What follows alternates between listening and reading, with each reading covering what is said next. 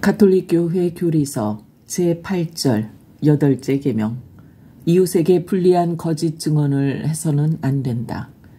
거짓 맹세를 해서는 안 된다. 내가 맹세한 대로 주님께 해드려라 하고 옛사람들에게 이르신 말씀을 너희는 들었다. 2464 8째 계명은 타인과 맺는 관계에서 진실을 왜곡하는 것을 금한다.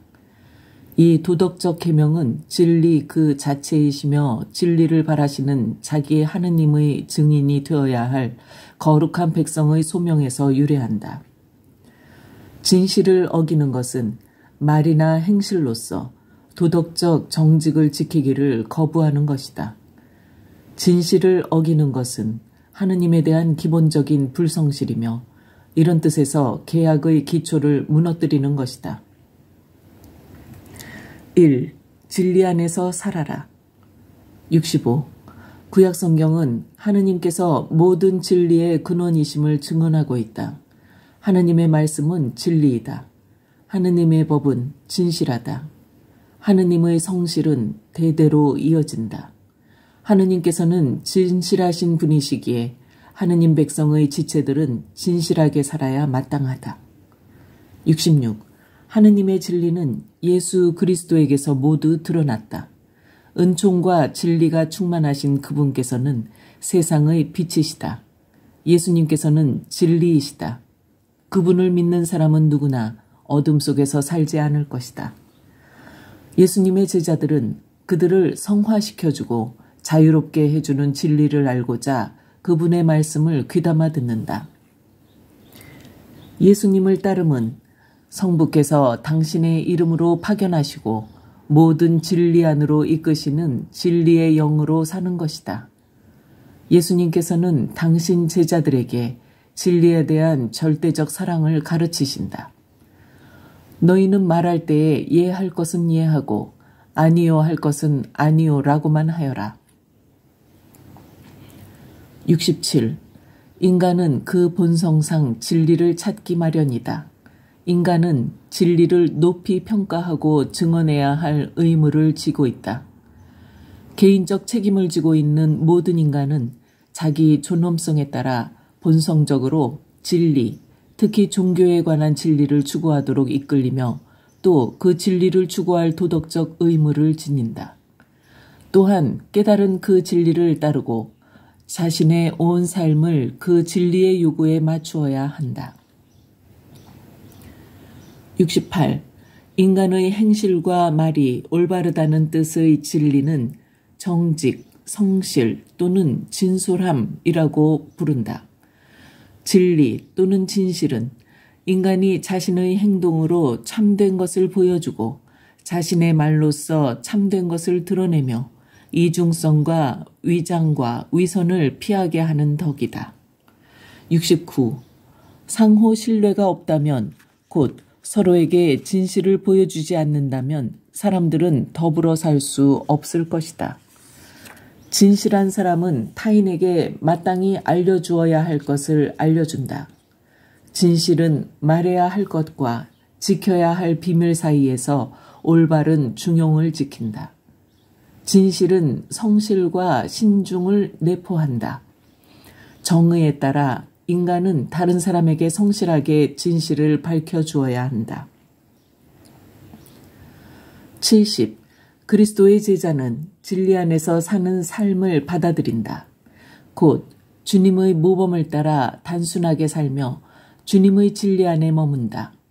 만일 우리가 하느님과 친교를 나눈다고 말하면서 어둠 속에서 살아간다면 우리는 거짓말을 하는 것이고 진리를 실천하지 않는 것입니다. 2. 진리를 증언하여라. 71. 그리스도께서는 빌라도 앞에서 진리를 증언하려고 세상에 왔다고 선언하셨다.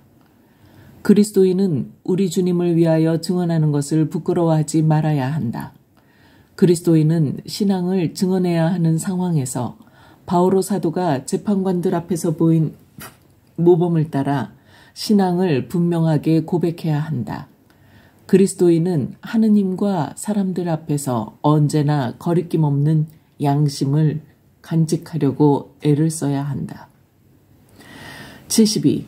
교회의 생활에 참여해야 할 의무에 따라서 그리스도인들은 복음의 증인이 되며 복음에서 유래하는 의무들에 대한 증인이 되어야 하는 것이다. 이 증언은 말과 행실로서 신앙을 전달하는 것이다. 증언은 진실을 밝히거나 알게 하는 정의의 행위이다. 모든 그리스도인은 어디에서 살아가든 삶의 모범과 말의 증거로 세례를 통하여 입은 새 사람을 드러내고 견진을 통하여 굳세게 해주시는 성령의 힘을 드러내어야 한다. 73. 순교는 신앙의 진리에 대한 최상의 증거이다. 순교란 죽음에까지 이르는 증거를 가리킨다. 순교자는 자신과 사랑으로 결합된 그리스도, 돌아가시고 부활하신 그리스도를 증언한다. 순교자는 그리스도교 신앙의 진리와 그리스도교 교리의 진리를 증언한다. 순교자는 용기 있는 행동으로 죽음을 참아받는다.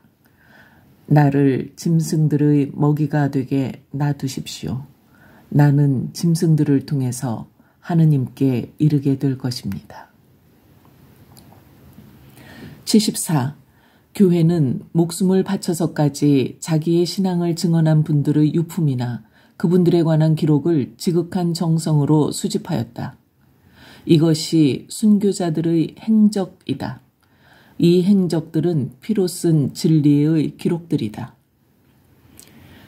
이 세상의 매력도 현세의 왕국도 내게는 소용이 없습니다. 내게는 이 세상 끝까지 통치하는 것보다도 예수 그리스도와 결합하기 위해 죽는 것이 더 낫습니다. 우리를 위해 돌아가신 그분을 나는 찾으며 우리를 위해 부활하신 그분을 나는 원합니다. 그분 안에서 내가 태어나게 될 때가 가까웠습니다. 주님, 저를 그날과 그 시간에 합당한 자격이 있는 자로 당신의 수많은 순교자들 중에 들만한 자로 여겨주셨으니 당신께 찬미드립니다.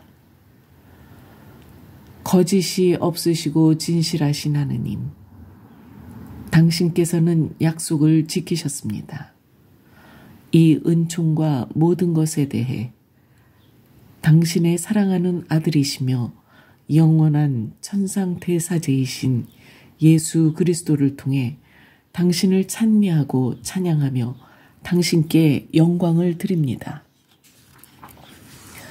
성부와 성령과 함께 계시는 그리스도를 통해 하느님께서는 이제와 항상 영원히 영광 받으소서. 아멘. 3. 진리를 거스르는 죄. 75. 그리스도의 제자들은 진리의 의로움과 거룩함 속에서 하느님의 모습에 따라 창조된 새 인간이 되었다. 거짓을 벗어버린 그들은 모든 악의와 모든 거짓과 위선과 시기 그리고 모든 중상을 버려야 한다. 76. 거짓 증언과 거짓 맹세, 진실에 어긋나는 말을 공공연하게 했을 때는 특별한 중대성을 띠게 된다. 법정에서는 이것이 위증이 된다. 맹세를 하고서 거짓말을 했다면 맹세를 어기는 것이다. 이러한 행위는 무죄한 이를 단죄하거나 죄인에게 무죄를 선고하게 하고 피고가 받을 벌을 더 무겁게 하는 것이다. 이런 행위들은 정의의 구현과 재판관들이 내리는 선고의 공정성을 크게 위태롭게 한다. 77. 사람들의 명예를 존중하려면 그들에게 부당한 손해를 끼칠 수 있는 모든 태도와 모든 말을 삼가야 한다. 여기서 빚어지는 죄상은 아래와 같다. 이웃의 도덕적인 결점을 충분한 근거도 없이 은연중에라도 사실로 받아들이는 사람은 경솔한 판단의 죄를 짓는다. 타인의 결점이나 과실을 이를 모르는 사람에게 객관적으로 타당한 이유 없이 알리는 사람은 비방의 죄를 짓는다. 허위로 다른 사람들의 명예를 해치고 그들에 대해 그릇된 판단의 계기가 되는 사람은 중상의 죄를 짓는다. 78. 경솔한 판단을 피하기 위해서는 누구나 이웃의 생각과 말과 행위를 가능한 대로 좋게 해석하도록 유의해야 할 것이다. 선량한 그리스도인은 누구나 이웃의 주장을 비난하기보다는 그것을 선의적으로 이해하도록 더욱 마음을 기울여야 할 것입니다. 이웃의 주장을 받아들일 수 없는 경우 그의 주장을 설명해 보라고 요청해야 하며 그의 생각이 그릇된 것이면 애덕으로 그 사람을 꾸짖어야 합니다. 만일 그것으로 충분치 못하다면 그가 바로 깨닫고서 구원을 받도록 모든 적절한 방법을 찾아야 합니다. 79. 비방과 중상은 이웃의 명성과 명예를 해친다. 그런데 명예는 인간의 존엄성에 대한 사회적 증거이고 각 사람은 자신의 명예와 명성에 대한 타고난 권리를 누리며 존경을 받을 권리를 누린다. 그러므로 비방과 중상은 정의와 사랑의 덕을 모두 손상시키는 것이다. 80. 지나친 찬사나 아부나 아첨으로 타인의 악행과 나쁜 품행을 부추기고 북돋는 모든 말이나 태도는 금지되어야 한다. 중대한 악습이나 죄를 칭찬하여 돕는 아부 행위는 중죄이다. 도움이 되고자 하는 열망이나 우정이 말의 위선을 정당화하지는 못한다. 남의 기분을 좋게 하기 위해, 악을 피하기 위해, 앞으로 있을 수 있는 필요에 대비하기 위해, 정당한 이익을 얻기 위해 지나친 찬사를 했을 때에는 소죄가 된다. 81. 자랑이나 허풍은 진실을 거스르는 죄를 짓는 것이다. 악의로 어떤 사람의 행동의 일부 측면을 왜곡하여 그를 헐뜯으려는 빈정거림도 이와 마찬가지이다.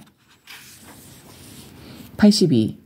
거짓말은 속이려는 의도로 거짓을 말하는 것이다. 주님께서는 거짓말 안에 악마가 활동하고 있음을 폭로하신다. 너희는 너희 아비인 악마에게서 났다. 그는 진리 편에 서 본 적이 없다. 그가 거짓을 말할 때에는 본성에서 그렇게 말하는 것이다. 그가 거짓말쟁이며 거짓의 아비기 때문이다. 83.